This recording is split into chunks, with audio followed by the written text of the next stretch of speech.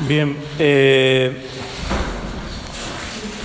como le decía el hermano, mi nombre es Cristian Huerta, soy misionero seglar o laico. Actualmente radico en el área de Los Ángeles, aunque he vivido, por ejemplo, en Miami por varios años y pues he estado en varios estados de aquí de los Estados Unidos, viviendo como tal en la Florida y acá. Y me habían pedido que hablara algo sobre el perdón, sobre el pecado, y yo voy a tratar de dar como una mezcla de estas dos cosas que siempre tiene que ver, perdón y pecado tiene que ver. Pero ya yo en mi website, que es semperfiat.com, yo tengo una charla, por ejemplo, que se llama Los tipos de pecado, en donde desgajo todo de mejor manera. También hay otra charla que se llama Breve Catequesis de la Confesión, que también desgajo con mayor amplitud estos dos temas. Y voy a tocar algunas cositas de esos que yo hablo en esos temas, pero voy a enfocarlo más en una cuestión más pastoral, más práctica, vamos a decirlo así. Pero no podemos llegar a la práctica si no tenemos un mínimo de doctrina básica, ¿va? Entonces, vamos a empezar con eso. La charla a mí me gustaría llamarla Lo más grave no es pecar. ¿Cómo así? No avienten piedras todavía. Pero lo más grave no es pecar. Eso no es católico. La Iglesia Católica siempre nos ha dicho que lo más grave es pecar. Bueno, vamos a ver a qué me refiero con esto. Primero vamos a entender lo que es el pecado. ¿Qué es el pecado? Haciendo una síntesis del catecismo, podemos decir una definición sencilla que es: el pecado es una ofensa a Dios. Es una ofensa a Dios. Pero, ¿cómo una ofensa? Pues es una ofensa o de palabra, o de acto, o un deseo que van contrarios precisamente a la ley de Dios, a la ley eterna. Es un acto de rebeldía contra Dios y por lo tanto le ofende a Dios. Si es una ofensa a Dios, eso tendría que ser serio, lo suficientemente serio como para que nosotros no pecáramos. Pero si somos honestos, a menos de que aquí haya un santazo, la cuestión está en que nosotros no consideramos, si decimos la verdad, nosotros no consideramos tan grave, no nos suena tan grave eso de ofender a Dios. No nos suena tan grave. Porque si nos sonara grave, algo hiciéramos. Pero en realidad no nos suena tan grave. Y tan es así que les digo, yo he estado en cantidades de estados aquí y casi la realidad de las parroquias es la misma referente al aspecto del pecado. ¿Cómo se puede evaluar un poquito lo del pecado? De muchas maneras, pero principalmente, ¿qué tantas confesiones hay en la parroquia? Y siempre hay más gente que se levanta a comulgar a comparación de confesiones. Eso es un mal síntoma. O esa parroquia está entre puro santo que no peca y por eso se acerca a comulgar, o estamos comulgando sacrílegamente. Y eso es grave, porque San Pablo dice que el que come y bebe el cuerpo y la sangre del Señor en pecado, come y bebe su propia condenación. Nada más así, se las deja. O sea, no es cualquier cosa.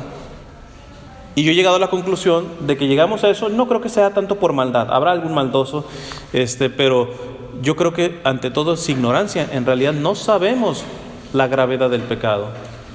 Sí, sabemos que es una ofensa a Dios, pero eso no me dice nada. ¿Por qué no me dice nada? Pues principalmente porque mi concepto de Dios generalmente está distorsionado.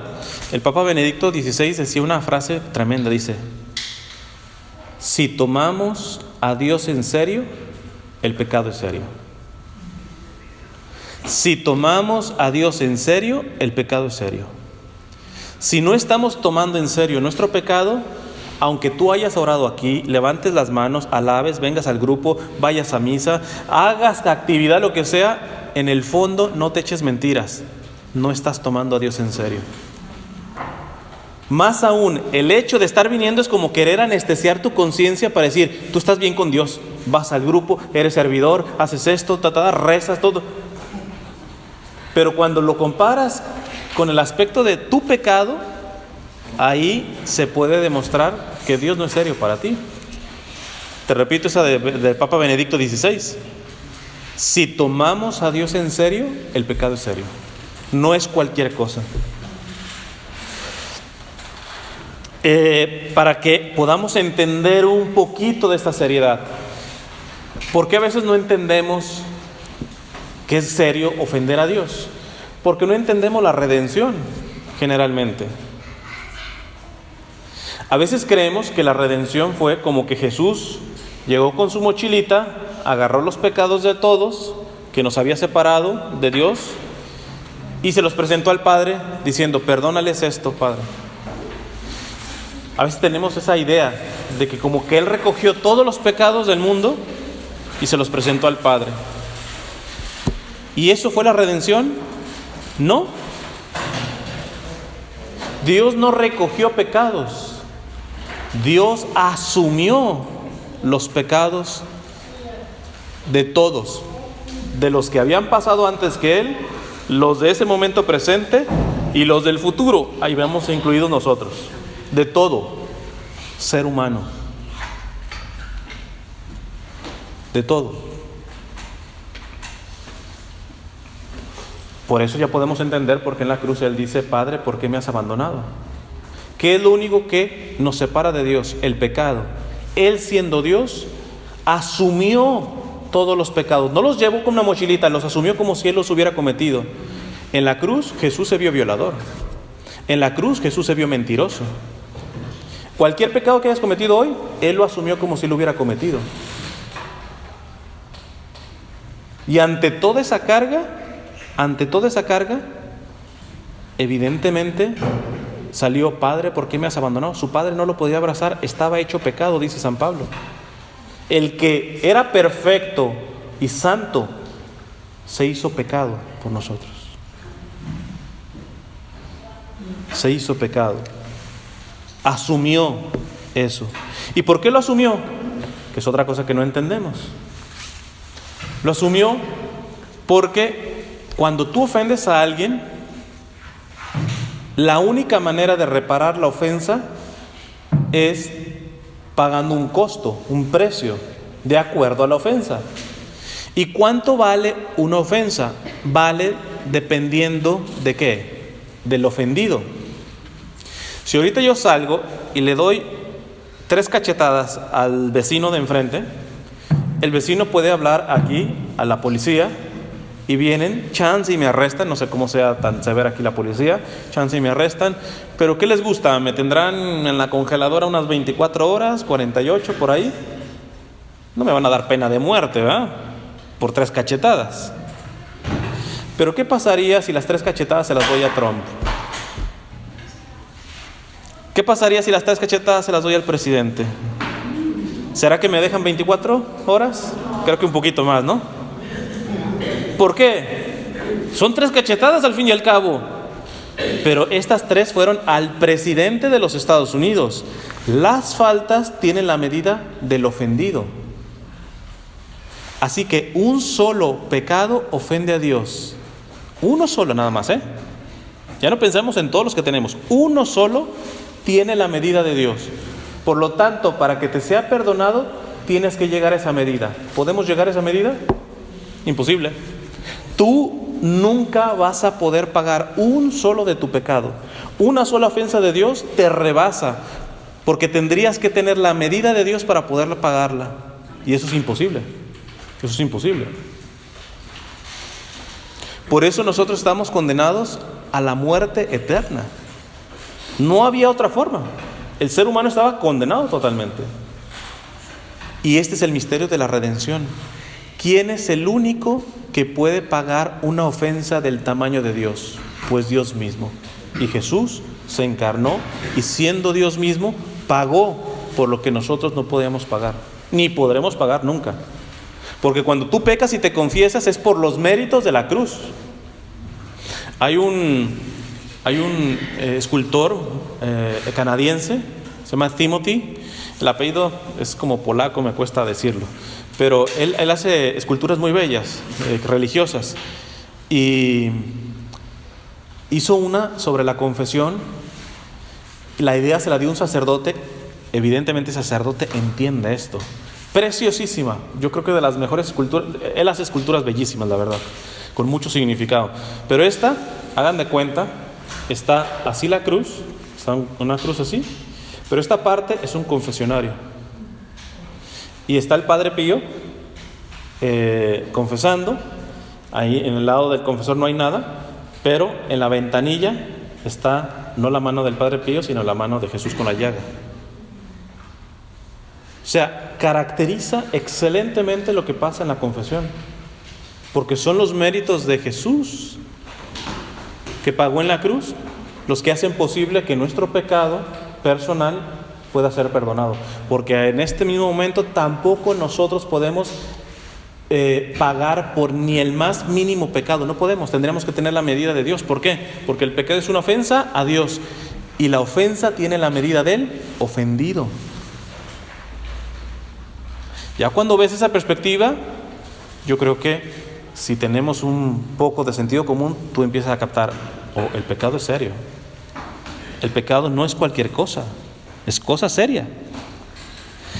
Dice la Sagrada Escritura que el pago del pecado es la muerte, pero no la muerte física, aunque a veces nuestros pecados nos terminan llevando a la muerte física, sino la muerte espiritual, y eso se llama condenación, infierno.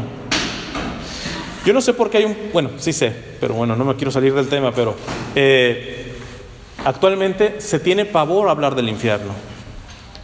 Y hay dos extremos: los que no les menciones nada a la gente del infierno porque se me van a asustar y todo eso, y otros que tienen una tendencia más como protestante, que ven el diablo abajo de la mesa, adentro está en el agua, o sea, ven el diablo y el infierno en todas partes. Ninguna de las dos cosas es buena. De las dos cosas el demonio se beneficia. El demonio se beneficia de quien lo está viendo en todas partes y que todo esto es del diablo y el infierno aquí y el infierno allá, etcétera. Como también se beneficia de aquellos que no quieren hablar de esto, no quieren escuchar de esto. Sí existe. Yo me he encontrado hasta con sacerdotes que ya literalmente no creen en el infierno. Y la versión que te dan es: pero si Dios es misericordia, es imposible que pueda haber un infierno. Si Dios es tan misericordioso, no entiendes la misericordia. Precisamente porque Dios es misericordioso, existe infierno, precisamente por eso. Precisamente porque Dios es amor, precisamente por eso existe infierno. ¿Por qué? Yo soy soltero, pero si tuviera una novia y la tuviera aquí al lado, con unas esposas agarradito aquí: vente mi amor, vente por acá, y me voy para acá y ahí la traigo, etcétera, y yo les digo: yo amo mucho a mi novia, ¿me creerían? No. ¿Por qué? Porque la primera característica del amor es el respeto de la libertad.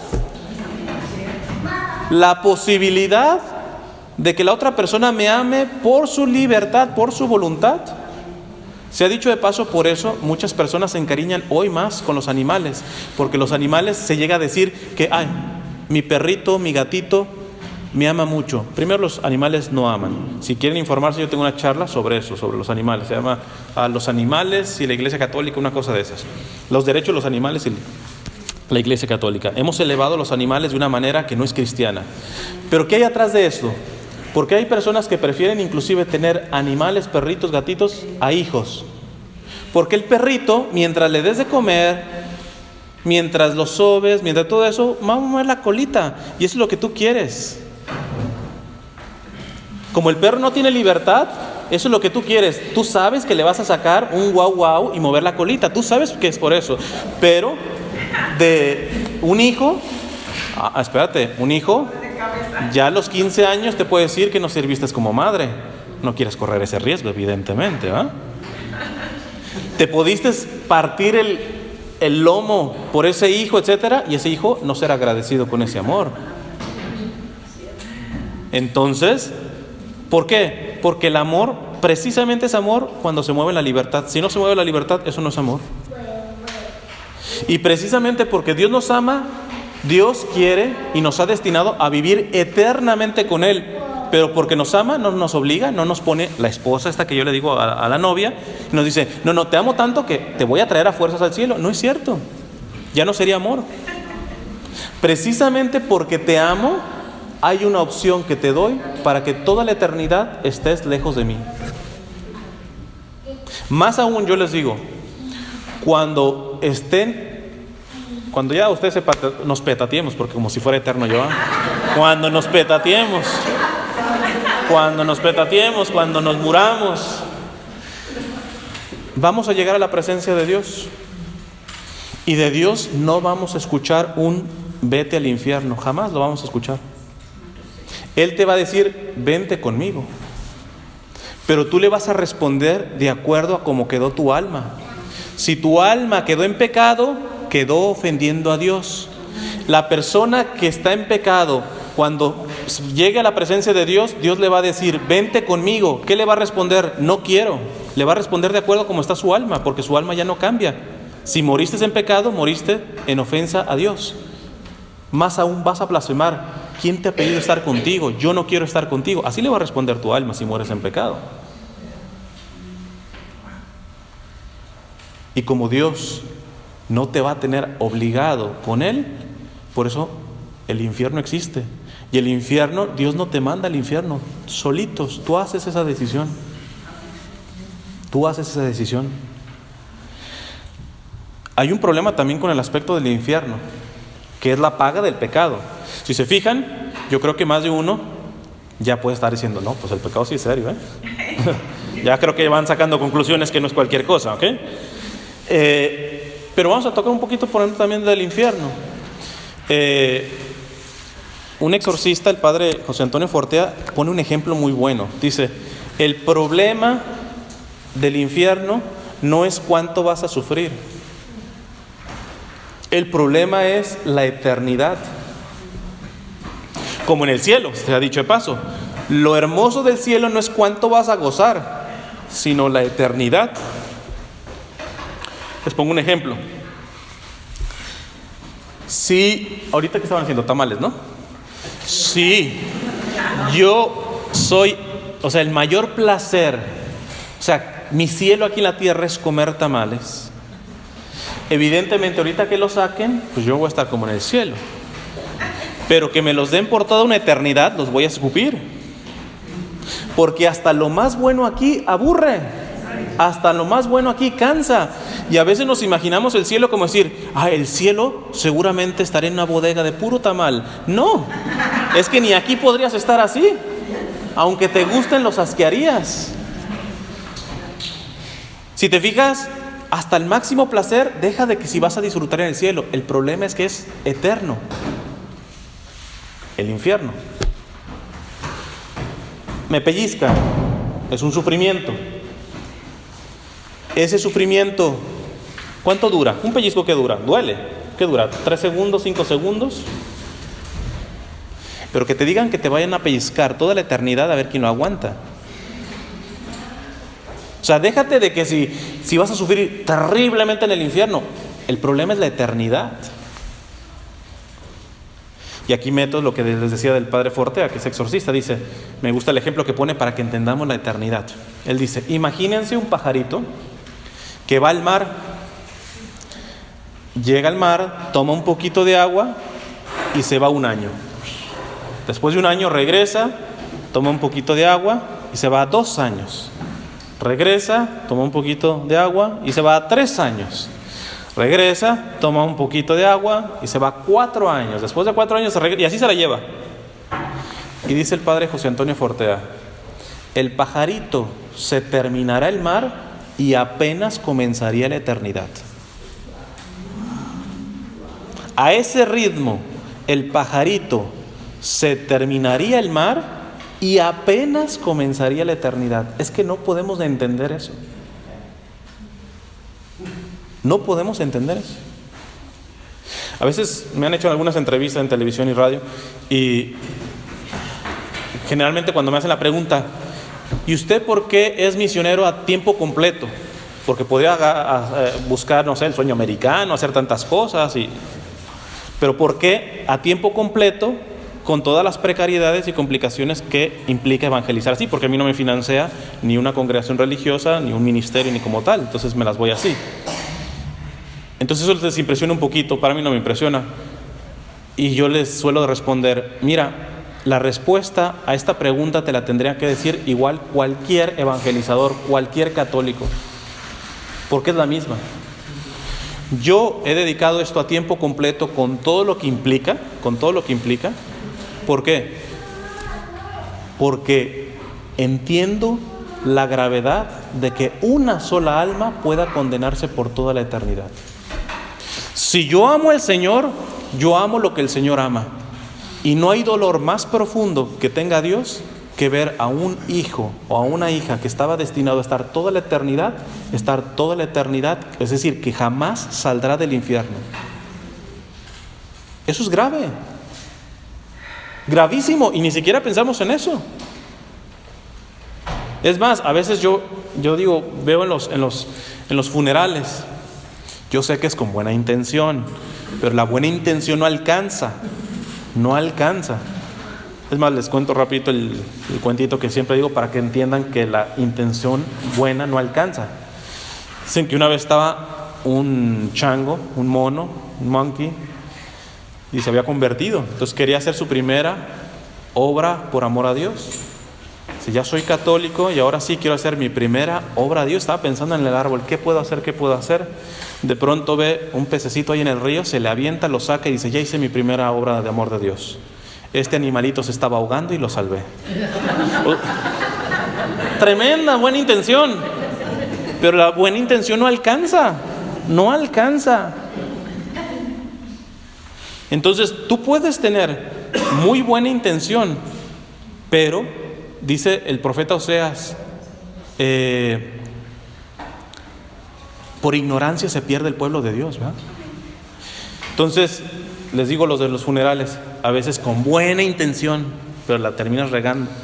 Llegas con, no sé, se le murió el esposo a la señora y te le llegas a la señora y le dices, ay, no se preocupe, ya él está descansando con Dios. ¿Te consta? Si yo me muero, nada que anden con, no, ya Cristian está en el cielo, por favor, recen por mí. Digo, estoy en el infierno, de ahí nadie me saca, pero estoy en el purgatorio, necesito sus oraciones. Entonces, ¿qué les tenemos que decir? Pues decirle la verdad, estoy con usted, mi pésame, voy a estar orando por usted y por el alma de su difunto, etcétera. Pero se nos hace hasta tan facilito mandar a la gente al cielo. ¿Te consta que está en el cielo? Digo, a menos de que el Papa ya lo haya canonizado, ahí sí que te conste, pero ¿te consta? Esto es grave, esto de la vida eterna es grave. Hay una religiosa del Instituto del Verbo Encarnado, los que están en el santuario de La Paz, la Señora de la Paz. Para mí es una de las mejores congregaciones que tiene la iglesia actualmente. Mis respetos para las monjas y para los sacerdotes que son, porque tienen muy buena formación, un respeto por la liturgia tremendo, pero además son misioneros. Ellos son los que están en Irak, en Siria, y ya saben lo que están pasando, persecución. Ellos son los que están ahí. Y una de ellas, argentina, la hermana Guadalupe, en Siria, dice que a veces, le contaba a su mamá, que a veces le llegan señoras y le dicen, usted sí que es irresponsable, ¿no se preocupa de que le vayan a cortar la cabeza a su hija allá en Siria? Respuesta de una mamá bien católica. A ver, ¿usted me lo dice a mí? ¿A usted no se preocupa cuando su hijo sale y se echa una borrachera y llega oliendo alcohol? ¿Que anda en pecado, etcétera? ¿Y no es eso más grave? La mía le cortarán la cabeza, pero está con Dios. Puedo quedarme sin cierta paz, pero los suyos, mire, los tiene ahí en la casa, pero son un desastre. Viven en pecado. Si se mueren, eso no tiene solución.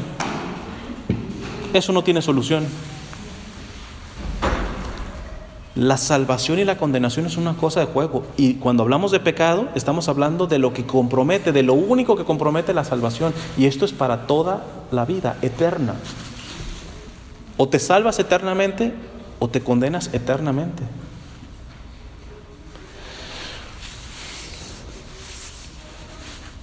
¿Cuántos tipos de pecado existen? Les digo, ya tengo una charla que se llama Los tipos de pecado, nomás les doy una ventajadita nada más para que puedan entender esto. Se divide primeramente en dos, pecado original y pecado personal. El pecado original heredamos, fíjense, estrictamente no heredamos el pecado original, sino la pena del pecado original. No lo voy a explicar, lo explico ya en esa charla, ¿va? Pero ese pecado, evidentemente nosotros no lo cometimos, pero heredamos la pena del pecado original. ¿Eso dónde se quita? ¿Cómo se redime? En el bautismo. Por lo tanto, simplemente hago un pequeño paréntesis. También tengo una charla por ahí sobre el bautismo. Para mí me parece demasiado irresponsable ver que en las comunidades, y principalmente latinas, hombre, ya llegan a bautizar al niño, casi el niño con bigote. Es una irresponsabilidad grandísima. Si tú supieras lo que es el bautismo, tú bautizarías lo antes posible. Antes se hacía así. Gracias a Dios. Bueno, yo les digo, para mí es más importante el día de mi bautismo que el de mi cumpleaños. Yo festejo más mi día de bautismo porque si entiendo lo que recibí el bautismo, no hay cosa más grande en toda mi vida que yo voy a recibir como el bautismo. Nada. Ni si te casas, es grandísimo el matrimonio, pero el matrimonio no podría hacerse si no hay bautismo. No de sacerdote, yo no podría ser ordenado si no hay bautismo. O sea, el bautismo es lo más grande que puede recibir un ser humano. El problema es que no conocemos. Y el ejemplo es, no me digan, sobre todo para no llorar, ¿quién de nosotros sabe la fecha de su bautismo? ¿Quién festeja su bautismo? Es lo más importante que tiene un ser humano y ni siquiera lo sabemos. Cierro el paréntesis, podría hablar mucho de esto, pero no es el tema. El pecado personal, pues es personal, eso ya es el que compete. Yo no cometí el pecado original, me veo afectado por la pena del pecado original, pero pues yo no lo cometí. Entonces es como yo estoy pagando un poco platos rotos también. Pero eso pasa inclusive físicamente. Yo podría ser muy saludable, pero nada, que mi mamá se atascaba de dulce y de azúcar, etcétera, pues seguramente me heredó la diabetes, ¿no? O sea, ¿y yo qué hice? Pero yo no habré hecho nada, pero diabetes la heredé, punto. Entonces, pero el pecado personal ya es responsabilidad de uno. ¿Cómo se divide el pecado personal? Principalmente se divide en pecado mortal y pecado venial. Les voy a decir cositas nada más. Les digo, en esa charla, ya después la buscan, desarrollo más para que podamos entender lo del pecado mortal. El pecado mortal, ¿qué consecuencias tiene? Mata la gracia santificante. ¿Qué es la gracia santificante? La vida de Dios en ti. Esa que recibiste en el bautismo, esa la mata. Automáticamente el pecado mortal, si tú te mueres en pecado mortal, te condenas. ¿Por qué? Porque has perdido la gracia. Y al revés, ustedes están bautizando a su niño, y si ese niño se muere ahí sí, aunque no lo canonicen, hay 100% seguridad que ese niño está en el cielo, por lo que realiza el bautizo. Mata el amor. Lo primero que yo hago cuando trato matrimonios en conflicto, etcétera, te das cuenta que ni siquiera viven en gracia. Pues, ¿cómo van a vivir en amor si ni siquiera hay gracia? No, y alguien me ha dicho, pero yo conozco gente que ni se confiesa ni nada, y no pelean, ni están tranquilos. Pues tranquilitos también se van al infierno. O sea, el que no tengan problemas no significa que van directos al cielo. ¿Quién te dijo eso? Más aún, conozco matrimonios que están en conflicto, pero están peleando, se están venciendo a sí mismos, están luchando. Y cualquiera dijera, uy, y están pleito y pleito, pero continuamente se piden disculpas y comienzan y trabajan, etcétera. Eso estoy segurísimo que los agarra la muerte y hay más posibilidades que ellos se salven, porque están en la batalla. ¿Desde cuándo el que no se peleen, el que ay, pues yo lo veo que le dice honey, baby, y van de la manita y se van de vacaciones? Eso no es garantía de nada. Eso no es garantía de nada. El pecado mortal mata el amor. Atenta contra la vida sobrenatural, la vida de Dios en uno. Por lo tanto, la consecuencia del pecado mortal, de un solo pecado mortal no arrepentido, es la muerte, es la condenación, uno solo. No, pues nos la estás poniendo bien dura. Aquí la pregunta sería, ¿cuáles son las condiciones para que haya pecado mortal? Porque el problema es que hasta los mismos sacerdotes a veces se quejan de que la gente no se va a confesar, o se confiesa pero de los pecados de su esposo, de la vecina, etcétera, o sea, de otros pecados, de todos menos los suyos, ¿va?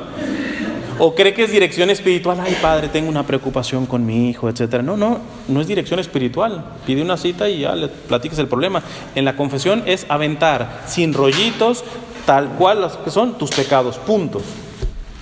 Me encanta cómo lo ha puesto el Papa Francisco, ¿eh? Que él dice que los mejores se confiesan son los niños.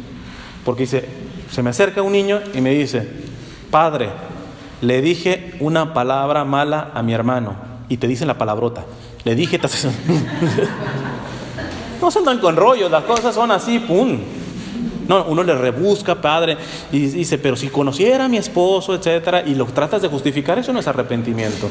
Si ven la charla de la breve catequesis de la confesión, van a ver cómo preparar una confesión y van a ver cómo, la verdad, estamos tan mal en esta cuestión, ¿no?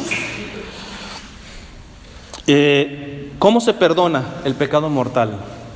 El pecado mortal solamente se perdona de manera ordinaria con la confesión, el sacramento de la confesión.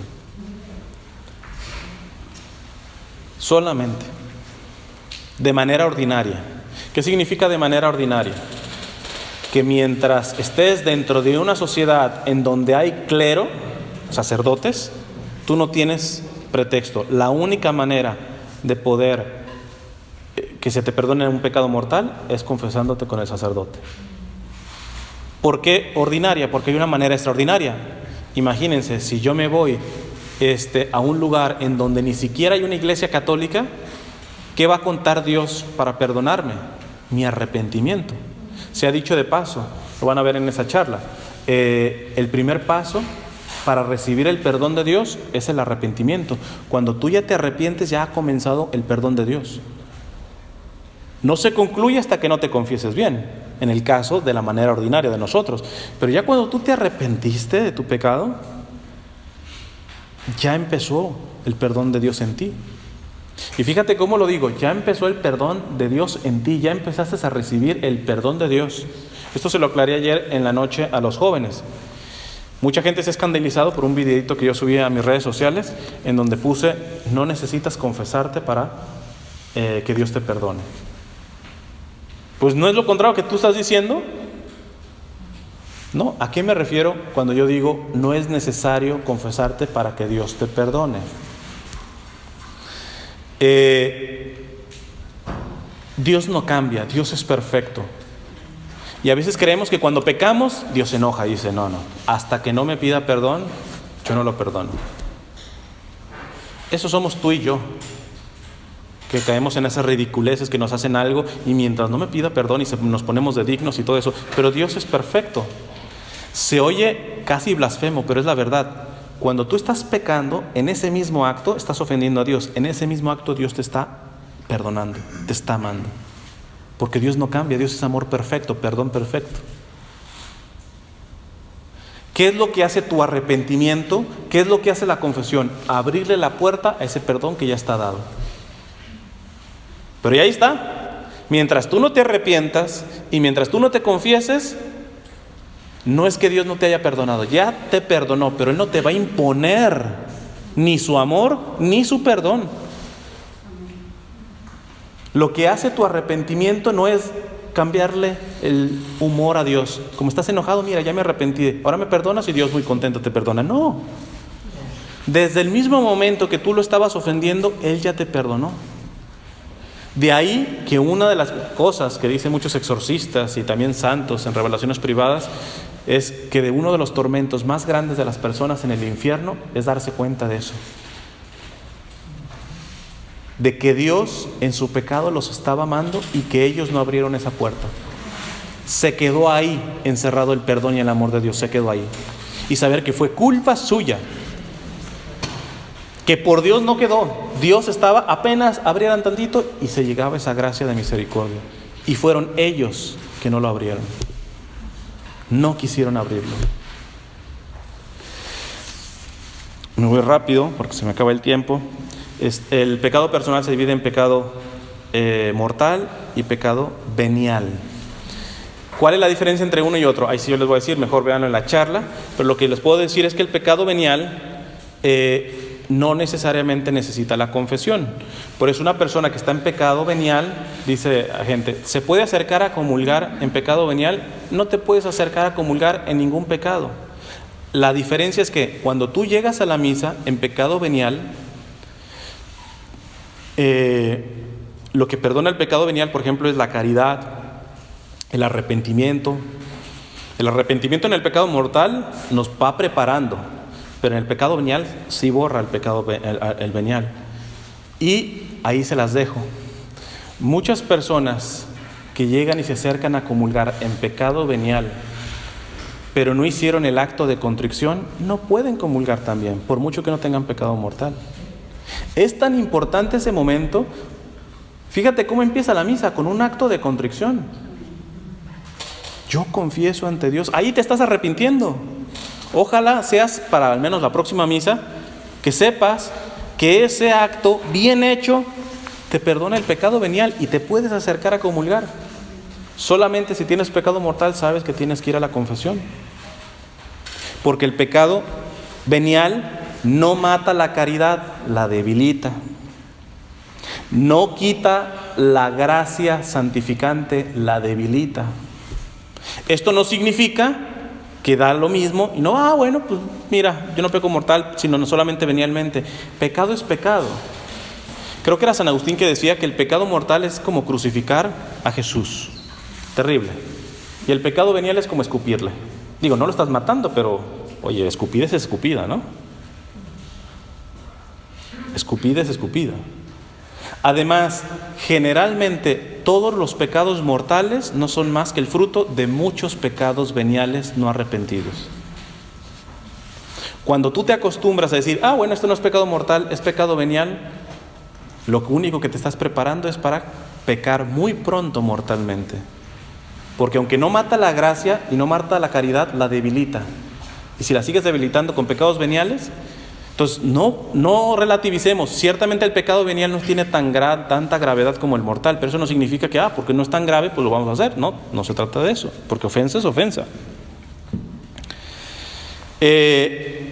Hay otro tipo de pecado que es bien interesante y que aplica ahorita sobre todo con la crisis que estamos teniendo. No solamente aquí en Estados Unidos, es mundial. Esto el Papa Juan Pablo II le llama pecado social. Pecado social. Se los pongo con un ejemplito. Hay personas que pueden estar viendo, no sé, la televisión y te sale la noticia de que un hombre violó a 5 niñas pequeñitas y después las mató. Y esa persona se llena de rabia y dice, ojalá lo refundan en la cárcel. Que lo refundan en la cárcel, más hasta que la pena de muerte le den, o que se quede con pena perpetua. Y tú muy digno diciendo que se refunda ese. ¿Qué pasaría si yo te dijera que tú tienes responsabilidad en eso, indirecta? La directa es de él tendrá que pagar por eso, delante de Dios, no solamente la ley. Sino que tú, si tienes a lo menos un pecado, también eres responsable de eso. ¿Cómo así? Sí. Porque dice el Papa Juan Pablo II, si yo tengo un pecado, y ella tiene un pecado, y ella un pecado, lo que hacemos es aquí un ambiente de pecado, que va a terminar influyendo al más frágil, al más débil, que es el que va a hacer una barrabasada.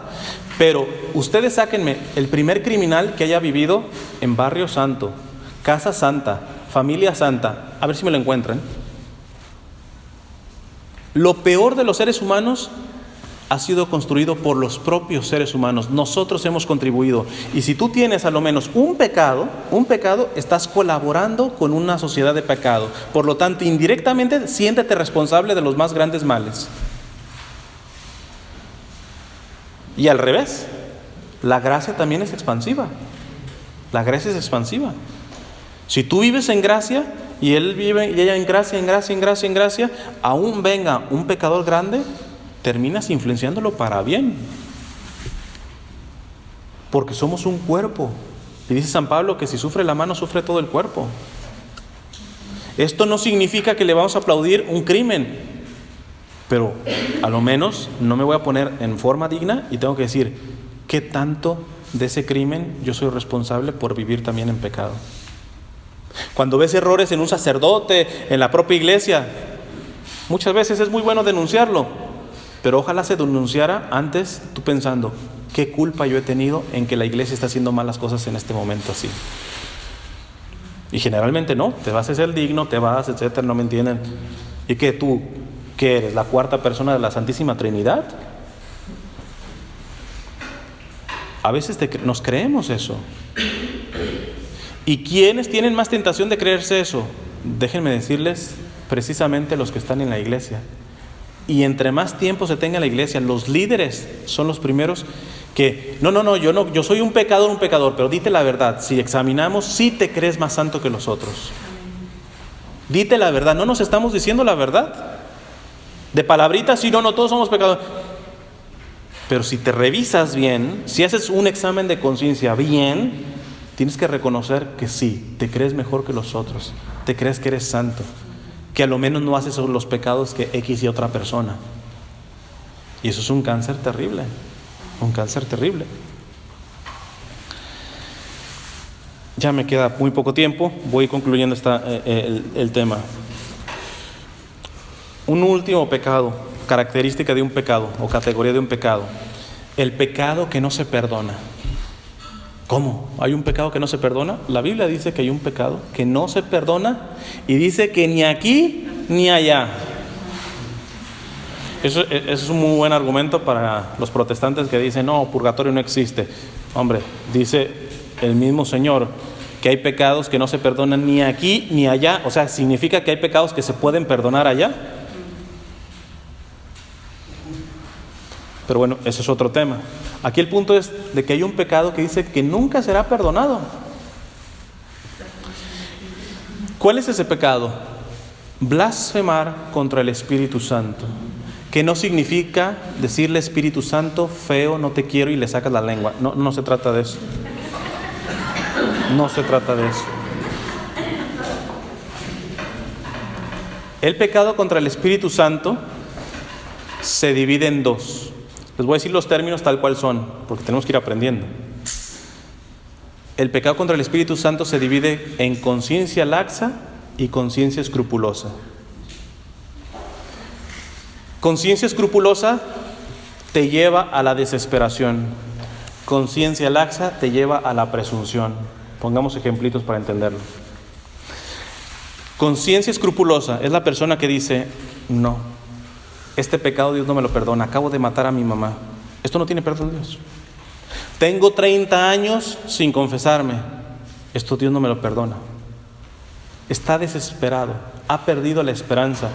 Está creyendo que su pecado o sus pecados son mayores que la misericordia de Dios. Y discúlpeme, no hay mayor tontería, por no decir otra palabrota, que decir eso. Porque si una persona tuviera todos los pecados, todos los pecados, desde el primer ser humano hasta el último que va a existir, todos los pecados de los seres humanos lo tuviera una persona, estos son una gota de agua que puede caer en el mar de la misericordia. ¿Y qué es una gota en un mar? Nada. Ni todos los pecados cometidos por todos los seres humanos se comparan con la medida de la misericordia de Dios. No. Nada. ¿Por qué no se perdona el pecado contra el Espíritu Santo los que tienen conciencia escrupulosa? Porque para poder recibir la misericordia de Dios tienes que creer que la misericordia es más grande que tu pecado. Si tú crees que tu pecado es más grande que la misericordia de Dios, ¿te arrepentirás? No, ¿para qué? ¿Para qué me arrepiento si mi pecado no tiene perdón? ¿Para qué me voy a confesar si yo creo que estos 30 años no me puedo confesar porque ya no tengo perdón? Si se fijan, el pecado contra el Espíritu Santo no es un pecado, es una actitud delante del pecado. Y la primera actitud es un escrúpulo, es decir, que tu pecado o tus pecados son más grandes que la misericordia de Dios. Cuando tú sigas creyendo eso, ni te vas a arrepentir y no te vas a ir a confesar. Y por eso, si no cambias eso, te estás empinando a la condenación. ¿Cuál es la conciencia laxa o la presunción? Todo lo contrario. Aquellos que dicen, Dios es misericordia, pues vamos dándole. Hago lo que se me pegue la gana, al fin y al cabo Dios me perdona. Esa persona entiende la misericordia, tampoco la está entendiendo. Porque si yo le pego a una de ustedes y ese no me devuelve el golpe, sino te dice, ¿sabes qué? Ante tu golpe lo que yo te quiero dar es toda mi herencia, toma. Te perdono y además te doy una herencia, la mía, todo mi trabajo. Oye, te acabo de pegar, no importa. Ante tu pecado, esta es mi generosidad. No solamente te perdono, todo he trabajado y todo lo que trabajo te lo voy a dar a ti. Y ante ese gesto de perdón que no merezco, porque yo fui el que pequé, lo recibo y le doy otro golpe. ¿Entendí? ¿Entendí el perdón de la persona? No, es una falsa concepción de la misericordia. Por eso se llama laxa, que es un laxante. No me digan, pero ya saben.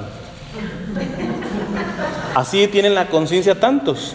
Entonces, Dios no te va a perdonar porque simplemente no crees en su misericordia. Uno por escrupuloso y otro por laxo. Y mientras no se cambie eso, no hay perdón. Conclusión. Lo más grave no es pecar, les mencioné al principio. Lo más grave es justificar el pecado. Eso es lo más grave.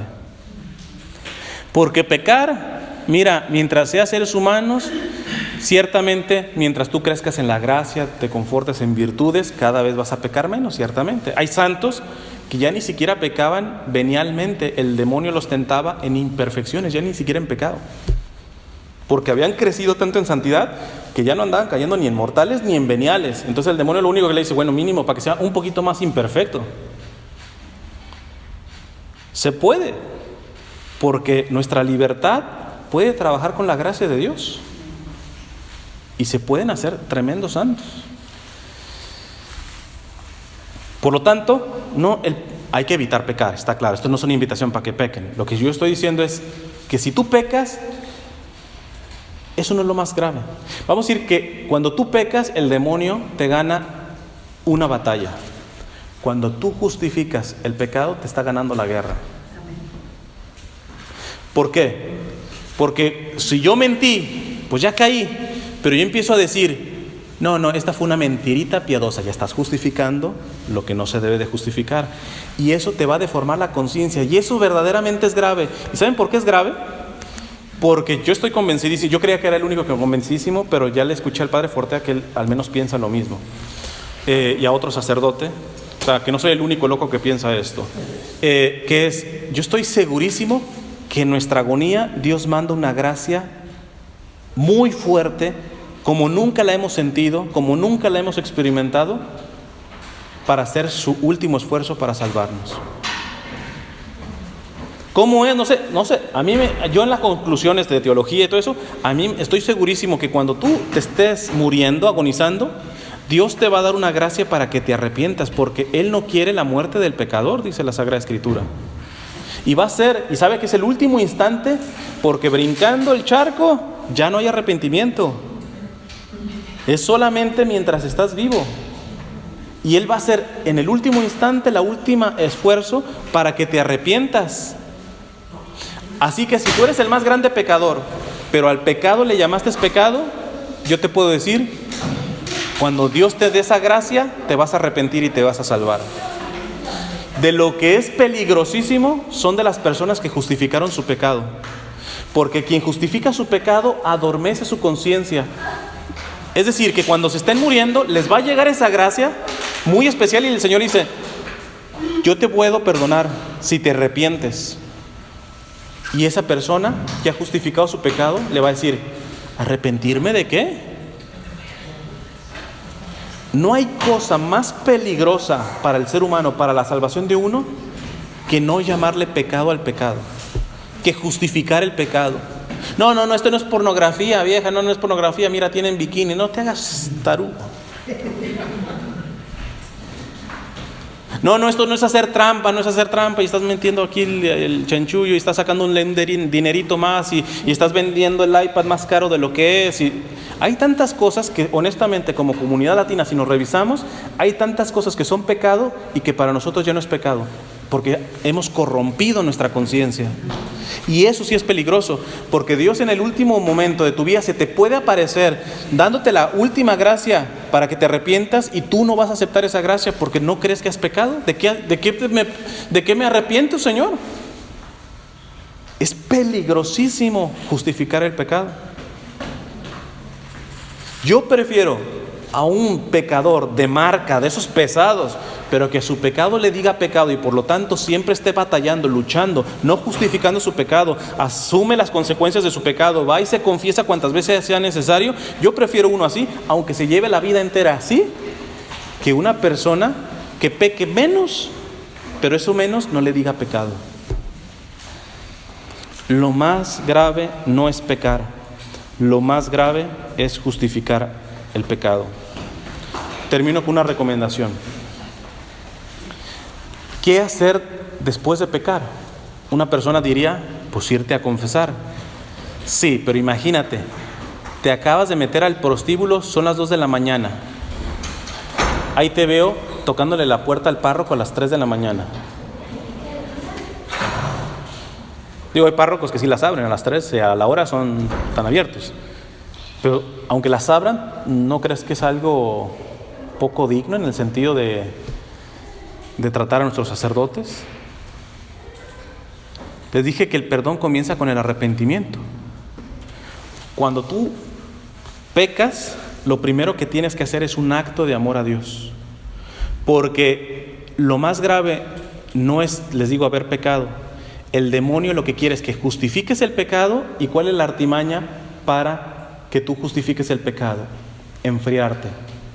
No hay nada más peligroso que decir, en 3 semanas me confieso, no pasa nada, no sé, estás viendo pornografía y llevas ya 2 horas y tú dices, bueno, ya llevo 2 horas, finalmente ya está ofendido Dios, pues déjame echarme las últimas 2. Al final ya estoy en pecado. Terrible, terrible, porque cuando tú extiendes el pecado, eso te afecta a tu alma. Soy un poco ridículo, pero a veces con los muchachos que andan teniendo relaciones entre los novios, yo les digo, mira, si has tenido 25 veces relaciones con tu novio, no tengas la 26, punto. Pero esas personas creen, bueno, ya 25, digo, no soy la super virgen, así que pues quedará nada más la 26 y la 27. Hace diferencia. Por lo tanto, cuando tú te estás dando cuenta que estás pecando, lo primero que tienes que hacer es un acto de amor a Dios. Y eso es lo difícil, porque se requiere humildad y porque el demonio te va a tentar en la cabeza. Imagínate que yo voy al prostíbulo y me doy cuenta de lo que estoy haciendo y el Señor me permite, me habla a mi conciencia y me dice, estás pecando, Y yo digo, ok, paro, freno, dejo eso y le digo, Señor, eres el amor de mi vida. Te doy mi vida, te ofrezco mi vida. ¿Qué crees que te va a decir al oído el demonio? No seas hipócrita, acabas de salir de un prostíbulo. No le vengas con esas cosas a Dios. El problema es que nos tragamos eso. Y entonces, pues sí es cierto, ¿ah? Y cuando tú le haces caso a eso al demonio, el demonio alarga el arrepentimiento y por lo tanto te tiene más agarradito y entre más agarradito tengas, te va a tener justificando tarde o temprano el pecado. A mí me puede llegar, no seas hipócrita, acabas de salir del prostíbulo. Habré salido del prostíbulo, pero el amor de Dios es fiel. Y aunque yo 5 minutos antes no le estaba demostrando mi amor, a lo menos ahora, manchado como un pecador, le diré que le amo, ¿no? Y eso sí te va a preparar a rápido irte a confesar, hacer un buen examen de conciencia e irte a confesar.